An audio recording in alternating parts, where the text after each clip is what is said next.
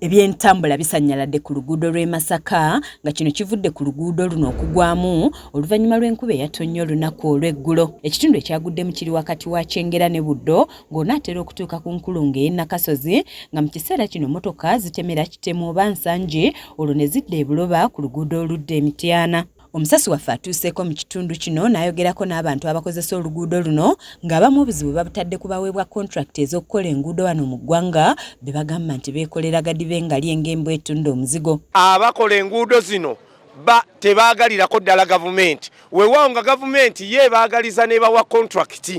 Twagala okuvumirira ne sekuvumirira eyaweebwa kontrakiti y'oluguudo luno kuba lwakakolebwa emyaka nga 6 emabega.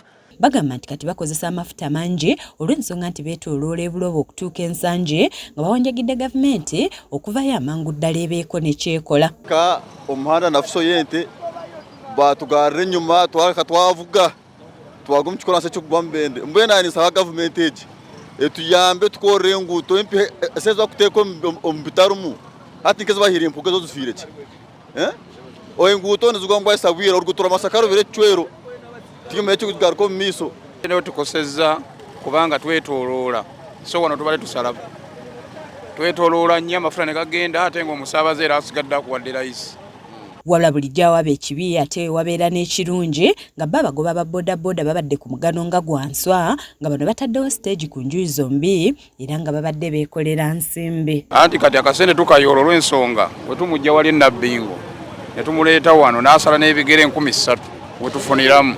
Leero singa Mungu anaabakiramiza nja kukola yeetaano. Babasirikale b'ebidduka balabiddwako nga batangira abagoba ba bodaboda okuyisa pikipiki ku bigoma ebyalekeddwawo ab'ebigere okuyitirako. Twogeddeko ne ssentebe wa disitulikiti y'e Wakiso Dr. Matia Rwangabwanika ku nsonga eno ng'onalaze akatyabaga ke boolekedde ng'agamba nti oluguudo lw'e Buloba Nsangi olukozesebwa kati nalwo luli mu mbeera mbi ekitegeeza nti lwakufiira ddala. Kiri Kyengera mu Nsangi ekyo nate kyo kyongera akanyamberege olw'ensonga nti oluguudo lw'e Masaka luguudo lugatta n'amawanga amalala obutateekateeka obulyazaamaanyi effutwa obubbi obukenuzi effujjo byonna biri mu kino kati kye tulimu.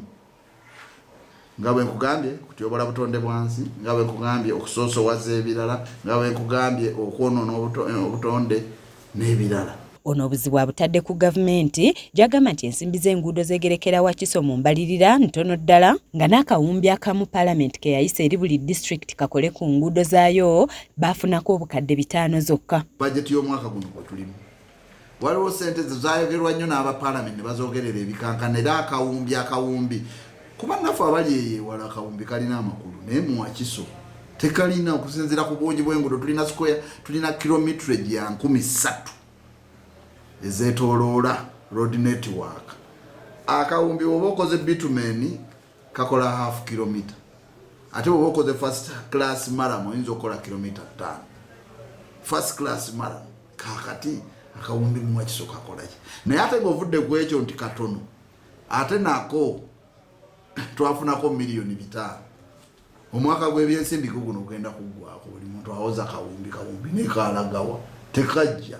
Twogeddeko n'omwogezi w'ekitongole ekivunaanyizibwa ku nguudo wano mu ggwanga ekya Uganda National Roads Authority nga ye Alan Ssempeebwa nga tumufunye okuyita ku lukomo lw'essimu nga bw'ati bwannyonnyodde ku nsonga eno. Tuli mu kukola mirimu gye tuliko kakati mu kaseera kano okulaba tuzaawo ekitundu ekyo kyamagosi ku luguudo lw'e Kampala Masaka wakati ga wali ne Kyengera n'emirimu kigenda mu maaso ne ku ssaawa zino wenjogerera bali ku sayiti bakola era tusuubira nti olunaatugiro olwokusatu emirimu gyokuba giwedde ate ebidduka nga biddamu okukozesa ekitundu ekyo.